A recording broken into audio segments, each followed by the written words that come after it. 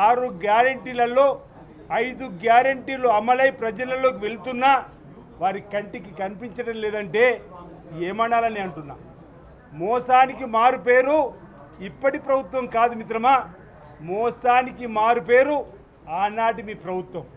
మీ 10 ఏళ్లలో double bedroom అని ఏ ఊర్లో ఇవ్వని, ఆ రోజు 10 రేషన్ కార్డు కూడా ఇవ్వని, ఆ రోజు నిరుద్యోగ వృత్తి ఇవ్వని, ఆ రోజు ఇచ్చిన మాటలన్నీ కూడా ఈరోజు దళితుని ముఖ్యమంత్రి చేస్తానని చేయని, దళితుల 3 ఎకరాల భూమి ఇస్తాను ఇవ్వని మీ ప్రభుత్వం మోసానికి నాంది, మోసానికి మారుపేరు ఉంది. కాబట్టి ప్రజలు మేము పక్కన పెట్టి కాంగ్రెస్ ప్రభుత్వం ఇందిరమ్మ రాజ్యాన్ని తీసుకొని వస్తే ఈరోజు రేషన్ కార్డులు 15,34,000 మందికి కొత్తగా ఇచ్చింది మీకు కంటికి కనిపిస్తలేదని చెప్పి అంటున్నాం.